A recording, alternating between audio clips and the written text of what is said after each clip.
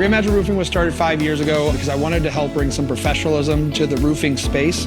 I came from the solar industry before and I just wasn't happy with the professionalism and the sharpness. Coming from the Marine Corps, I really found it important to have professionalism in everything I do, and so that's why I started Reimagine Roofing.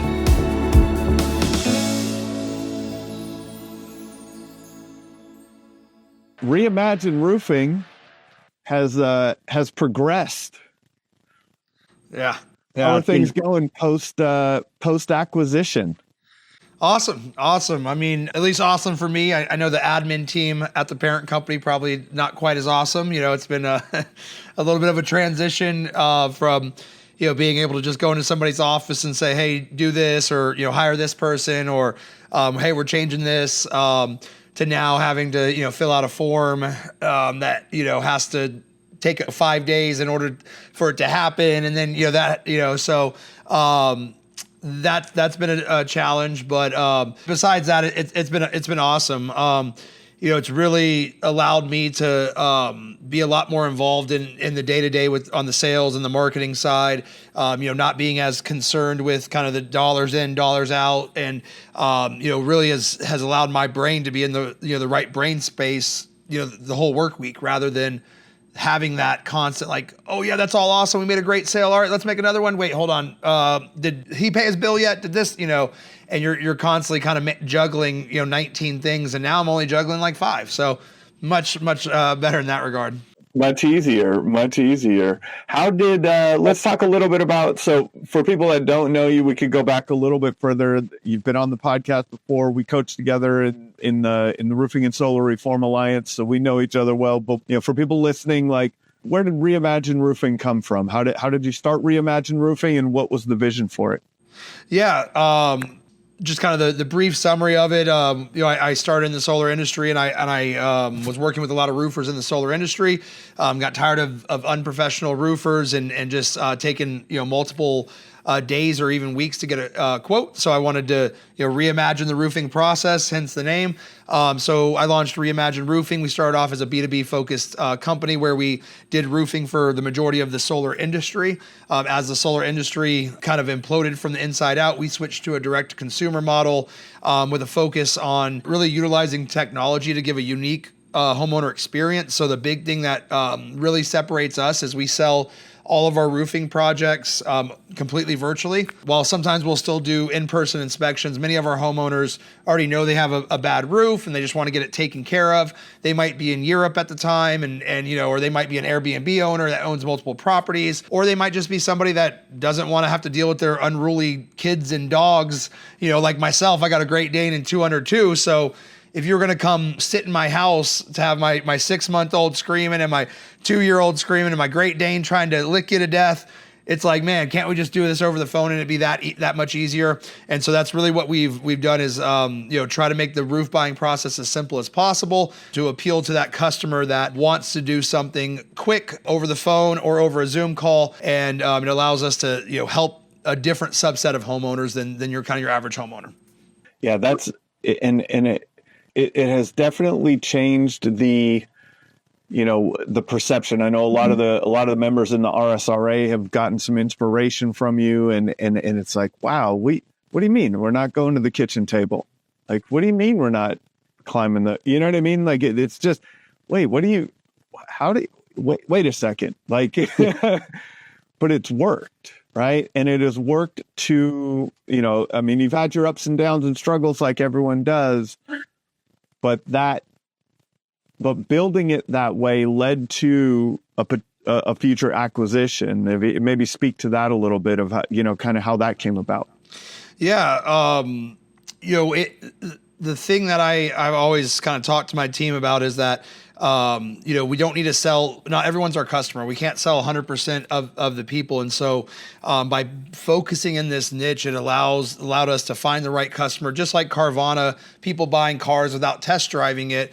Sometimes homeowners are okay, not having that person at the kitchen table. And many people have actually said it's a miracle to them. Like, oh, thank you so much. I didn't want that. And if you think from a scalability perspective, my team is selling roofs in Florida, in New Jersey, Jersey and in New Mexico and Utah and Texas and Arizona, all from right here in Arizona. So one, it's scalable, but also it's a lot more manageable. All the calls are recorded very easily because they're on the phone or on a Zoom call. I can walk out there and listen in real time. So there's a lot of kind of operational and leverage benefits there.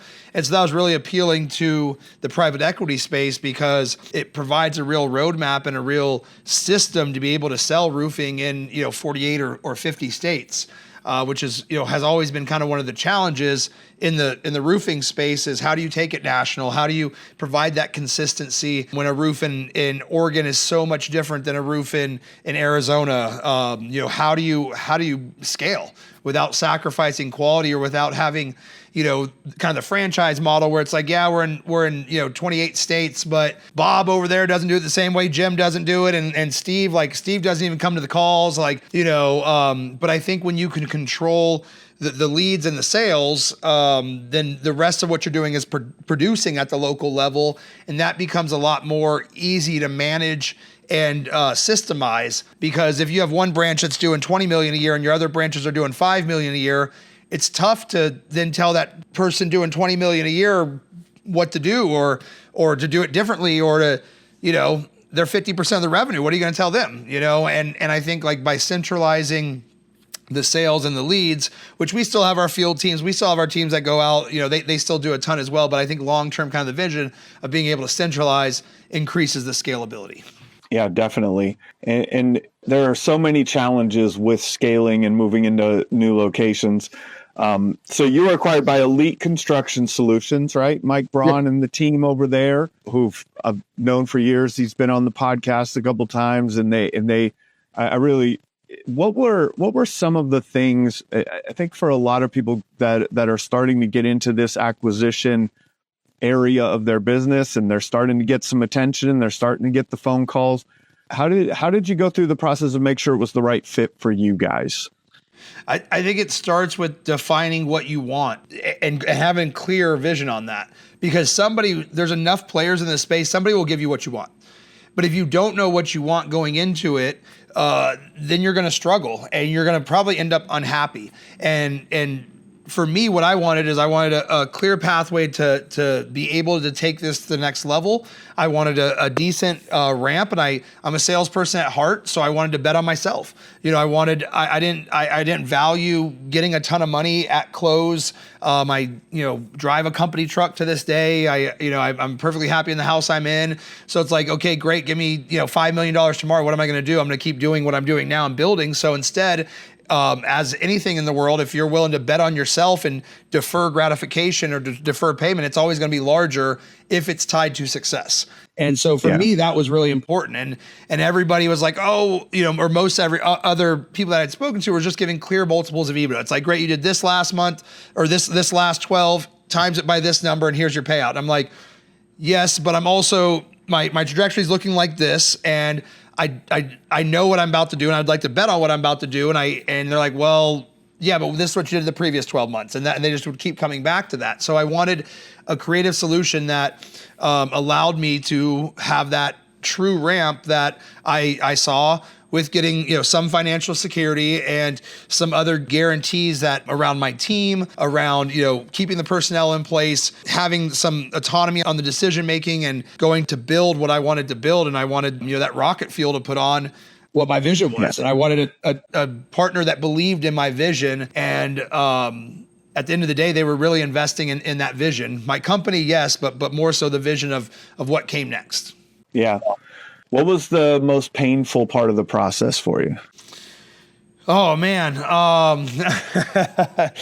last, I don't know, it was all a blur, whether it's like 3 days or 7 days or whatever it was. Ours was more complicated than most because I was a 5149. I had a financial partner that had, was here from the beginning, really completely silent, but had the financial interests as well. Also, throughout our process, we had taken on a minority investor that invested in us to blitz scale to the East Coast, a solar company that also, the way the original investment was written, had more control than they should have as a small investor. So it was a lot of moving parts and a lot of people. It was the best way I could describe it. It was like a giant game of chicken that it was in everybody's best interest to get the deal done. But at one point or another, probably myself included, I think all parties said, you know what, maybe this deal isn't for us, and so it was, we were actually having like a company event. We had a bunch of people fly in and we were like doing a game show, and I was just sitting in the lobby, like just rotating calls of like, because also it was like kind of all like I was the central point of it all, and it was like calling, all right, now we're here. All right, now we're here. Okay, hey, what about, is that going to be, and it's like, I think it was on a Friday at 5:30 or something as well. And we were trying to get everything done, before the weekend, basically. There was some time constraints on it as well. So that was really stressful, having multiple parties involved in kind of it not being as simple as all of us just getting to the table and talking together, but like a high level game of telephone, because also with the other parties, it would then, go to the person I'm talking to, up a couple times and then come back down a couple times and come back, so it was very, very, very, very challenging, but taught me a ton. And it was a great experience. Like it really was something to kind of see this happen in real time and to be a part of it. Yeah, for sure. And then, as you said, this was the partnership came together, the acquisition came together. And like I asked you, like, what were the things? And it was like the aligned vision, letting you express your vision and keep this thing moving forward in the ways that you're looking at it. What has it been like since, right? You said you went from juggling 19 things down to 5. How has that helped you? What has the outcomes been? What's it been like post acquisition? Yeah, I think it's allowed me to stay in a flow state, and it's allowed me to, it's as funny as it sounds, it's allowed me to do deep work at work. So I used to only be able to write new scripts or build a new presentation or do some of these like creative things either on the weekend or at 4:00 in the morning, like from 4 to 7 until like, the day started. And now I can do these things. I sometimes look at my calendar and I'll have a 3-hour window and I'm just like, oh, wow, I guess I'm going to work on some scripts. Cool. Like, it's like, and the first couple of times it was weird. It was like, oh man, I got 3 hours. What am I supposed to do? And I'm just like, oh man, I could do like this stuff that's also work, but I've always thought was like weekend work.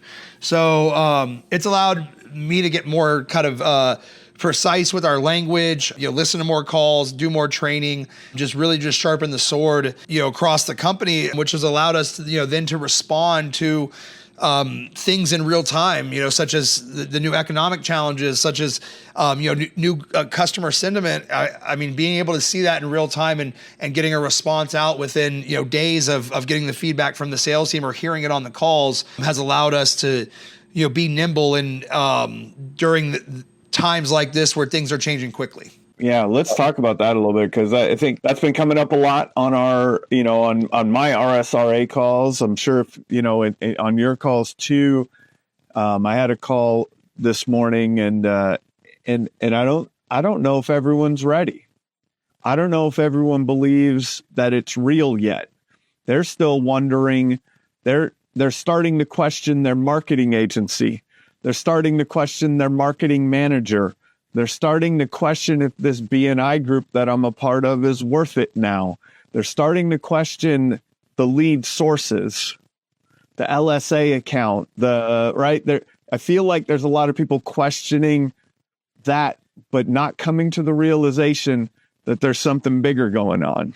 100%. I mean, I was there. I would be lying to you if I told you there wasn't a week where I questioned the virtual sales process, like just a month ago. I was just like, man, maybe do we need to start sending people to people's homes again? Like what's going on? Because there was a very distinct shift in consumer sentiment that seemed to literally happen in real time. We went from basically never hearing it to 6-7 times in a week that, hey, I just lost a lot of money in the stock market. I don't know if I might hold off for 3 months on this roof. Or, we do a lot of high-end metal roofing, and our ideal customer is somebody that probably has $1 to $5 million in the stock market. It drops 10%. They lost 150K, 200K in a weekend, or in a week. And they're like, hey, maybe I don't do this $70,000 metal roof. Maybe I should get a shingle roof, we saw it happen in real time. And yeah, to your point, I was questioning the sales process, thinking that there must be something wrong there. I was questioning the leads. I was like, man, and then you started seeing the data come out that consumer sentiment's the lowest it's been since the 1980s, or the second lowest, whatever the stat is. But yeah, consumers are feeling more tight. And even as I talked to my company, and my brother's like, yeah, I stopped putting any more money in the stock market for like a week or two. I just kind of want to see how things shake out. And then another person said that. I'm like, okay, so if everybody has now just kind of put a pause on investing, just like anecdotally, of course you'd put a pause on spending 20K on a roof, especially if it's now also like a retail roof where it's, right. I just have a little brown water spot. It's not even, maybe I'll just wait until I get my next paycheck or my next paycheck. So all of that that little bit of is what changes massively your set percentage, your close percentage, all of the leads and the sales, because that little bit of doubt on top of something they already don't want and maybe don't in their mind need, because it's just a little water spot or it's just 20 years old, it hasn't started leaking yet. You combine all of that together and you'll see a huge drop off. And that's what we're hearing from contractors across the nation. And I'm hearing it not just in the roofing industry. I have my ear to a lot of other industries too, and especially around home services and contracting. Boy, it's the same everywhere. And so, the COVID boom is gone, and I think everyone needs to come to grips with that. And so you're in a very unique position.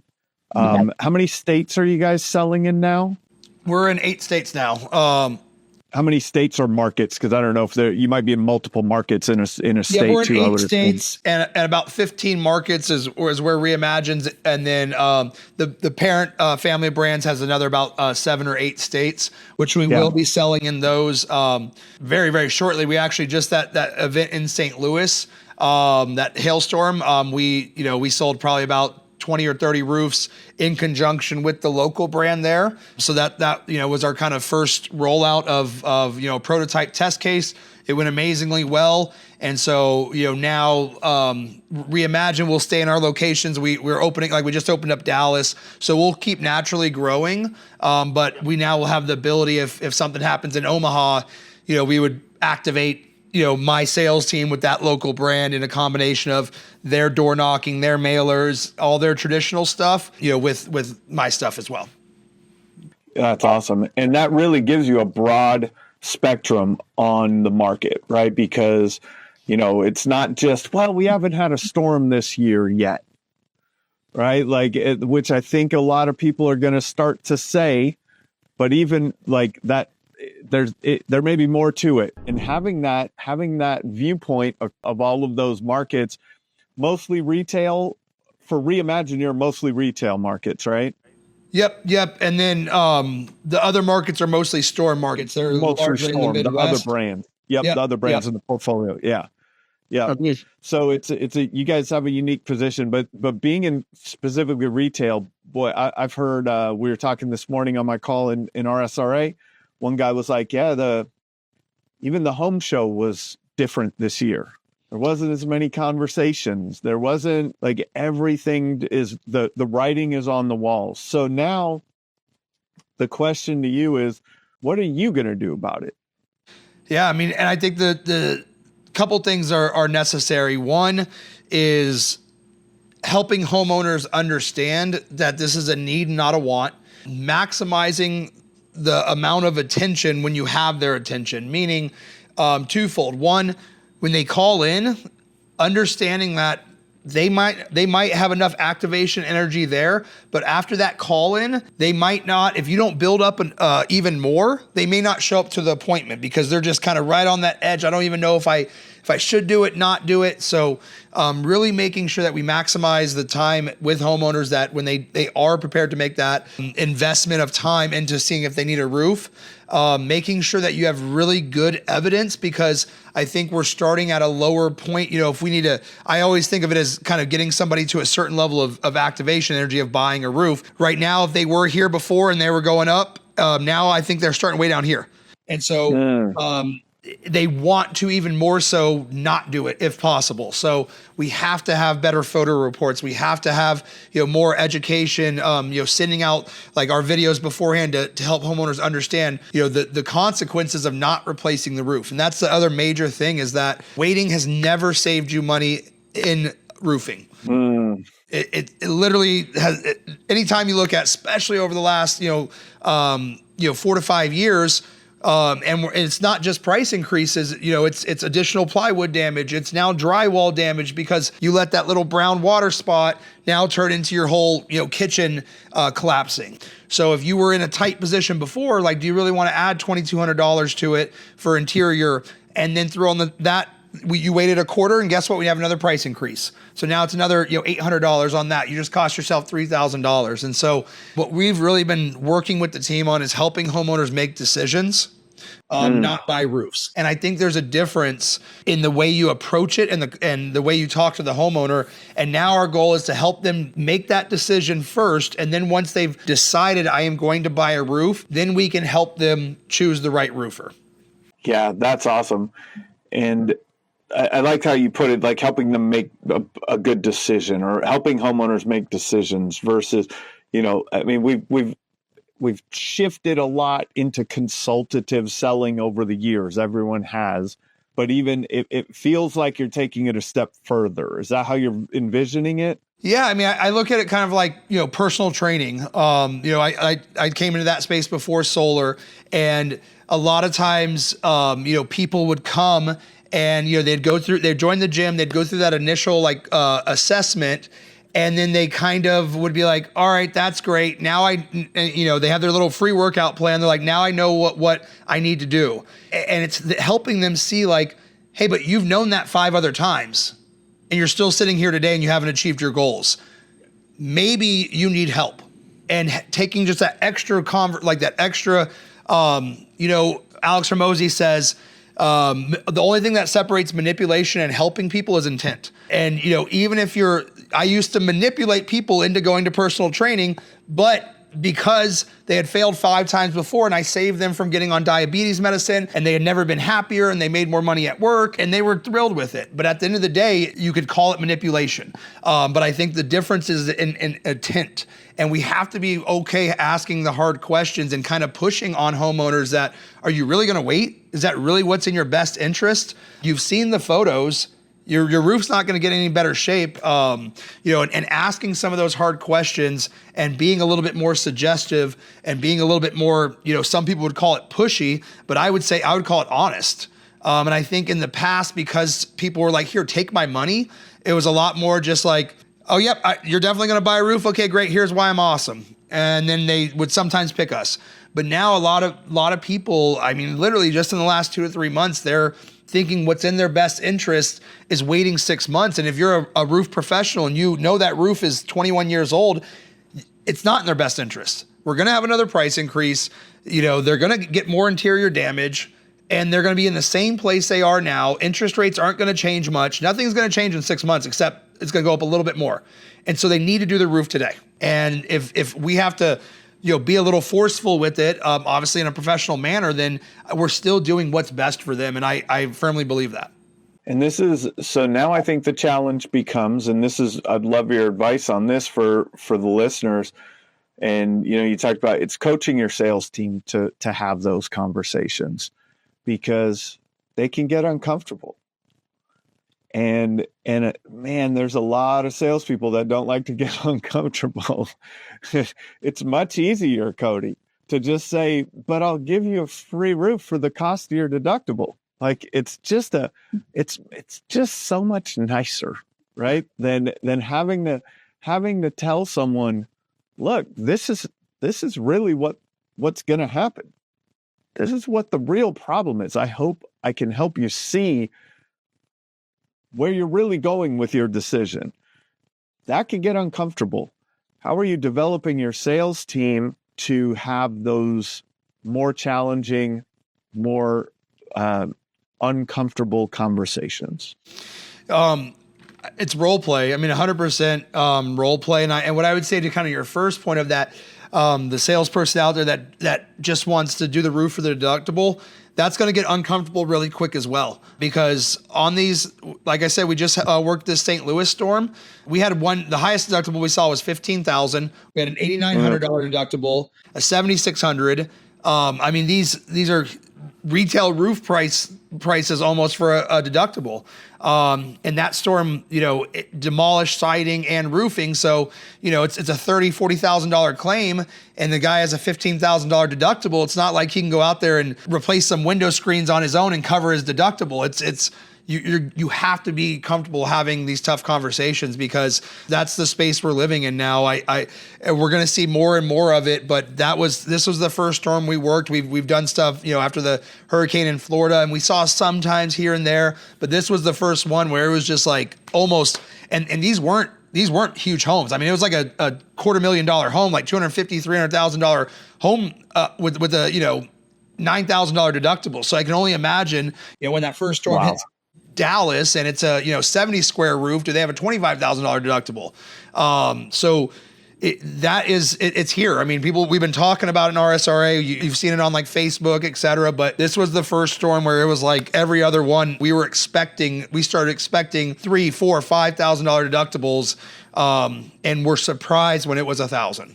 So, yeah. But it really comes down to role play and just, having the just reps of that one specific, conversation. Like, for one little thing that we just implemented is, we used to ask at the end of kind of our presentation, we'd say, hey, on a scale of 1 to 10, how would you rate your experience so far?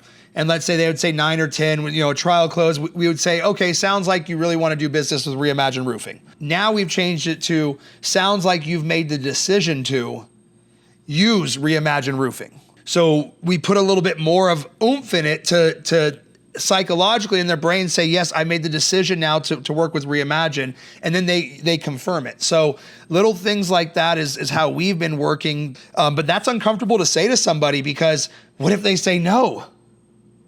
What if they say no? Like, then what do I do? And then, okay, great, let's role play it, And so just then having the team role play that one sentence 10 times, 15 times, 20 times, so it feels comfortable when they say it, rather than, role play the whole presentation one time and only role play that, that ending one time as well. Like, no, let's role play the uncomfortable spot 20 times. So then you're comfortable when it comes up. Yeah, get comfortable in the uncomfortable, because it's, and that those are the most critical aspects, right? I think that's the biggest challenge. And then what's really challenging, I mean, from a human perspective is like, we're worried that we're worried what they're going to say. And we've heard all of the rest of the conversation, and we're to this point now. And it's time to say it, and it's time to get it out of your mouth, and it's time to get it out of your mouth very confidently, because the homeowner will smell fear in the way you say it. And so what I think an advantage that you have, then you said, like, because your team is all in-house, all the calls are recorded, how are you in managing that process? Are you, how much effort are you putting into reviewing those calls? Are you using some AI tools to help you review the calls? What are you doing there? Yep. So we do use some AI. They put their call transcripts into ChatGPT, and then we have like a format that we put into ChatGPT that says, hey, this is what it's supposed to be like, and then it will spit out the formula along with analysis as well. So that's good. The other thing is really self-assessments as well. Like, actually the team right now is on self-assessments. So they listen to their own calls. And then The new thing that I just started this week is once a week they have to pitch in my office. So I set up a little like pitch station so once a week they have to come in there and pitch live. We still listen to calls and et cetera, but I want them to feel a little bit of that tension, a little bit of that, like that adrenaline. It's like, okay, look alive. And so but then also each week they bring their best call and their worst call to be evaluated by the sales manager. So bring me what you think is your absolute best call. And if that's a C, okay, we have problems. Like if you think this is your best, so at least I know what you think is supposed to be happening, because then it gives me insight. Okay, are the other ones you're just not following? Or do you honestly think that on question number 3, you should say this, So it gives us insight into like, hey, do we need more training or do we need more effort? And I always think that's important to understand. And then the worst call gives us insight into, okay, let's figure out how did this become the worst call? And that's what we really try to train on is like, let's listen to it. Okay, you see right here, this is where the guy started asking you the questions. He could hear the fear in your voice. And then from 6 minutes to 32 minutes, you just got completely bulldogged every single step of the way like this. But this is what happened right here at 5 minutes and 45 seconds to 6:01. You lost control right here. And then look what happened. Right here. We don't need to listen to the other 26 minutes. Like we just like, don't do this next time, and like that's the benefit of, having those recorded calls is like, we can just look at that and see this is exactly what happened. And then once that happens, like you'll never do it again. It's like, it'll just be like, okay, man, you see that coming 100 miles out. If anybody ever tries to kind of take control of the call again, or, you stumbled or whatever the situation was, it becomes a real learning experience. Definitely. I love the idea of that you brought. And I think it was a big aha moment was this was my best call. Letting them say this was my best call. And then you're grading that call and you're like, oh, that's an expectation, right? A lot of times people will feel that they're doing better than they are. And, that's a big one. For teams out in the field, I think of like there's devices like Plod that you could hook up. It's like a little microphone thing that just records everything that's going on into an app in your phone. You have the more sophisticated stuff like Rilla and those what's the other one there? Yeah. Like there's those types of, like there's those that could be used as simple as the voice recorder app on your phone. Yep. And it doesn't have to get complex. Turn on the voice recorder app, record the conversation, take that. A lot of the voice recorder apps will do a transcript for you. If it won't, you just pop it, you prop it in somewhere to do a transcript and then drop that and start to be able to diagnose that. So I would say if you have a team that is not in office like Cody's, put some simple things in place that could replicate this in your sales process. Yeah, with an Engage presentation as well. If you use Engage, it measures the time on each slide. So if on this slide you're supposed to ask one question and we spent 17 minutes on it, probably a little bit of insight into that. This is probably where things went left. So that's right. If you can combine Engage with the recording, even better. So there's other like presentation software that has that benefit too. Yeah, that's great advice too. And I think that this is what kind of back to the beginning of the conversation when we were talking about like everyone's worried about like, man, do our leads suck? Do the Google why these Google LSAs are down a lot? What's going on?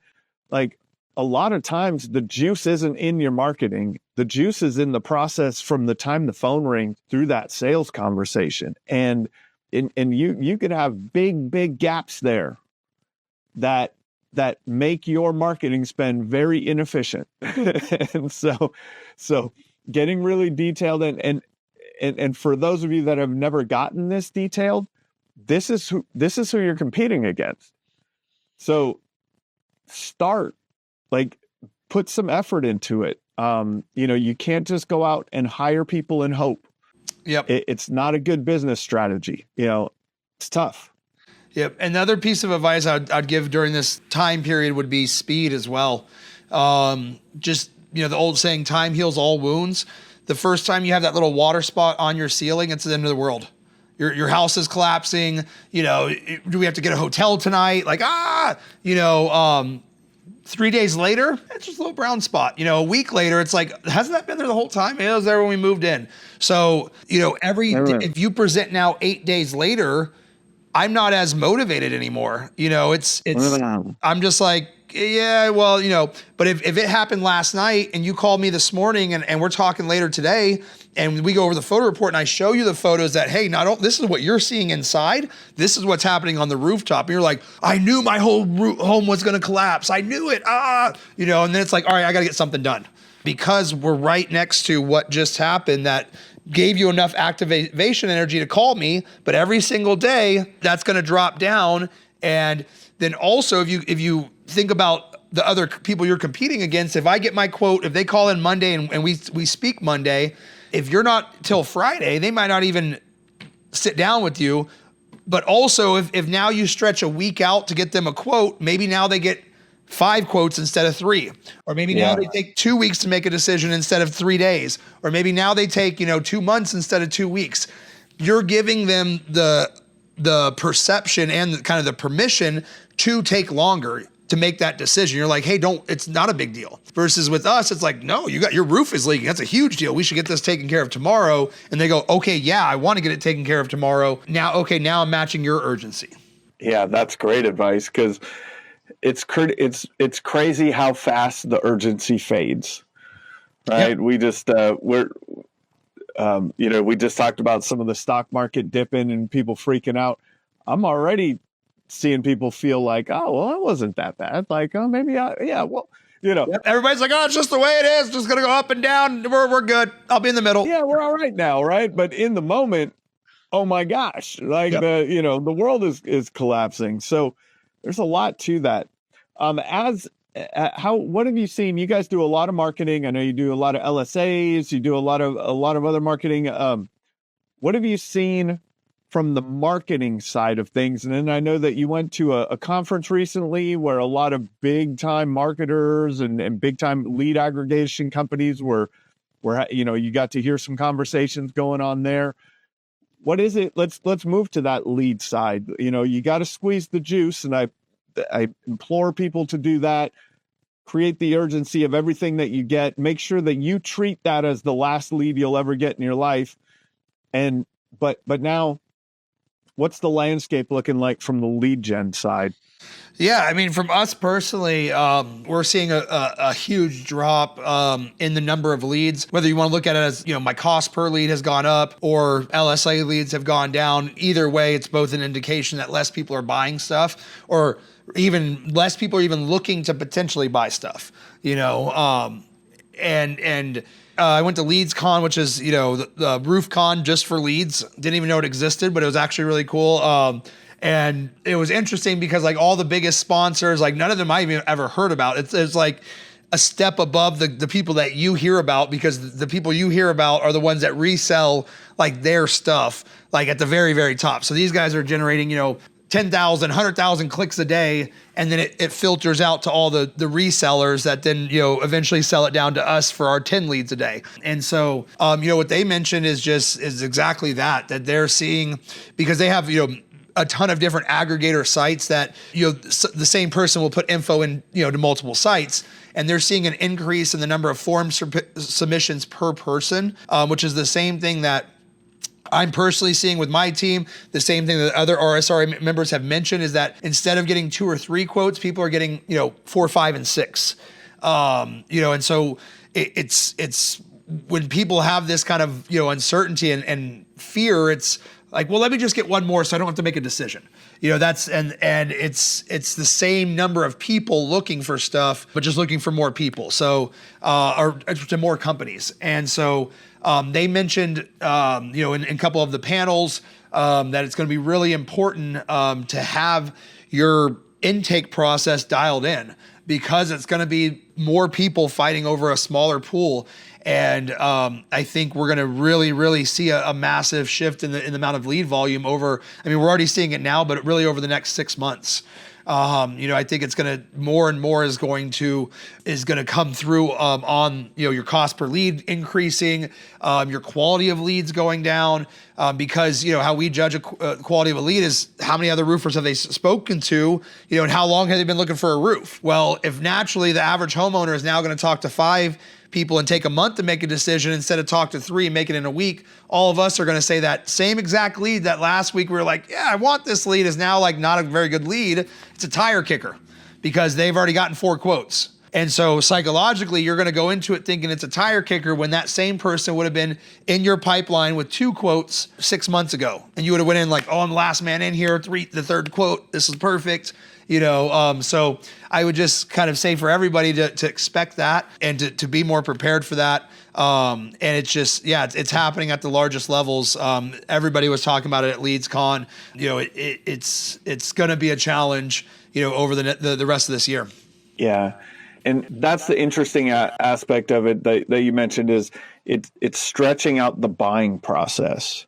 And is that what made you kind of make a shift in focus to like helping them more with making that decision faster and creating urgency on that in the intake kind of aspect and through the sales process? 100%. It's now what we really tell the sales team is like, we're there to help them make a decision. And then once they make a decision, then we're there to help them choose Reimagine. And kind of really shifting that thought process of making it almost like a 2-stage close.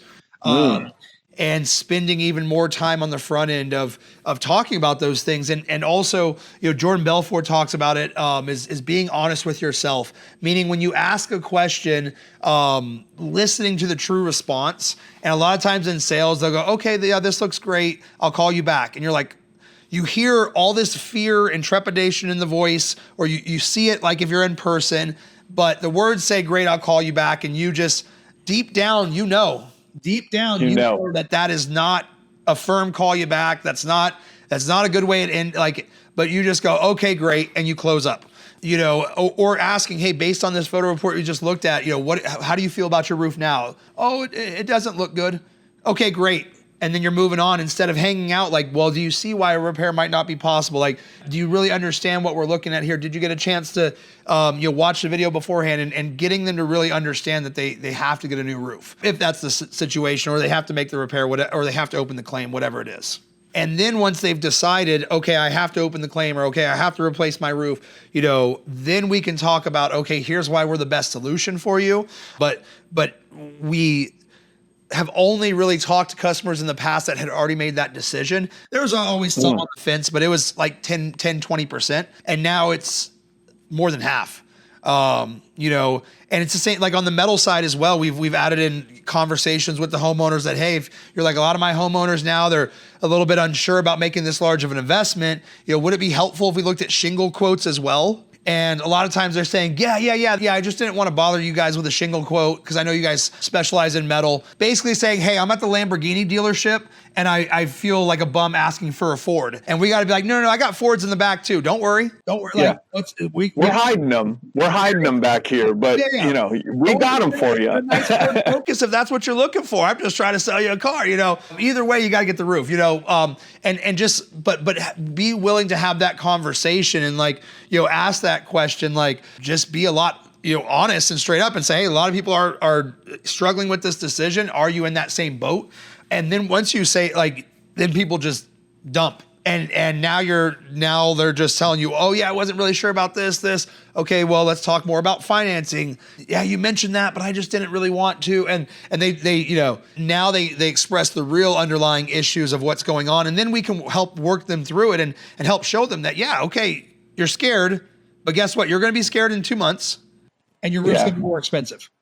So what do you want to do? It's just, there's no real other path. If you have a 21-year-old roof and you're going to live in this house for the next 10 years, there's no other solution besides getting the roof done. And anything besides doing it, in the next 7 days or, puts you at risk. I think there's another side to this that sales reps in this industry are going to push on.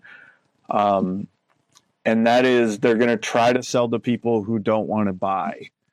Or who they feel don't want to buy, or maybe I'm not putting it right, but it just came to my mind. Like you said early on in the conversation, not everyone is your customer. And so are you trying to more quickly determine if they're in buy mode now? Or because if you don't have a lot of opportunities in front of you, sometimes you try to overdo the opportunities you have. If that is that making sense where I'm going with this? Like 100%. Yeah. Yeah. And so, but I think also, it kind of comes with those honest conversations. If you're following up with Billy Bob for the 92nd time,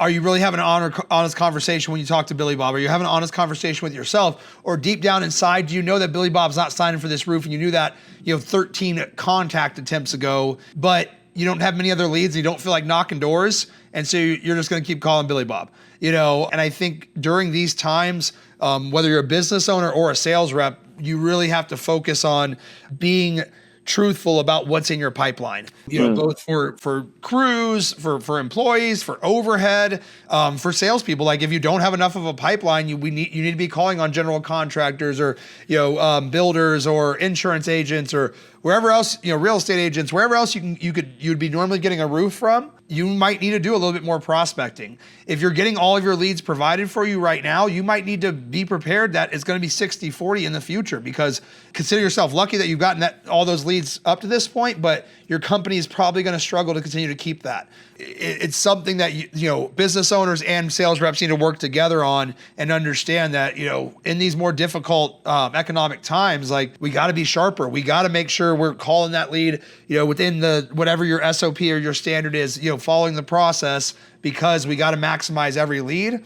But also, if we're spending 3 weeks following up with Billy Bob, is that meaning that you're not calling the new one that just came in, or is that mean you're not out there prospecting or doing whatever else, or calling your referrals, et cetera, because you're kind of just staying busy with the easiest thing possible. Yeah, that's what I think a lot of sales reps will do, is just stay busy with the easiest thing possible and not do the hard thing. All right. So kind of to bring it all together, if you're coaching one of the RSRA team, members of the RSRA, one of the companies, and they're like, Cody, all this is going on. You got a couple minutes with me. What the heck should I do? You should be the best at what you are.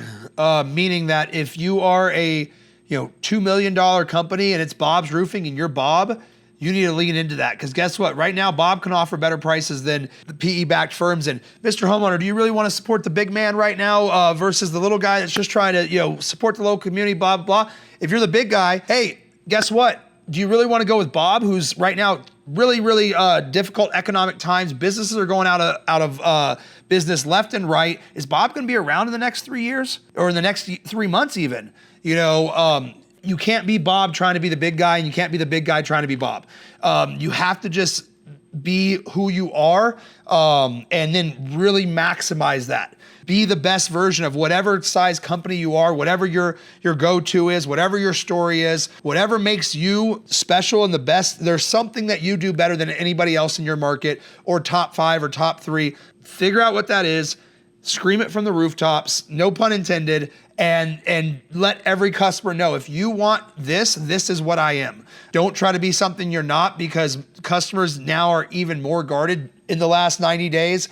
And so they're going to be even more suspicious. They're going to, and if you're not honest, you're not truthful, if they, see through it, they'll never go with you. So better to be, true to yourself and just be, unabashedly what you are, and then customers will love the authentic nature of it. And some want to buy from the big boys, some want to buy from the locals, some want to buy from the mid people, some want to buy online, some want to buy, sitting in somebody's home, some want to buy Owens Corning, some want to buy JF, but nobody wants to buy from somebody that's a liar or somebody that's not honest. And you can only fake the funk for so long, and you just can't do it reliably. So just be true to who you are, lean into it, be even more of who you are right now, and be even better what you can offer. Step it up even more and try to put some things out there that make you unique and that really, emphasize what makes you special as a contracting company. That's awesome, man. Great advice.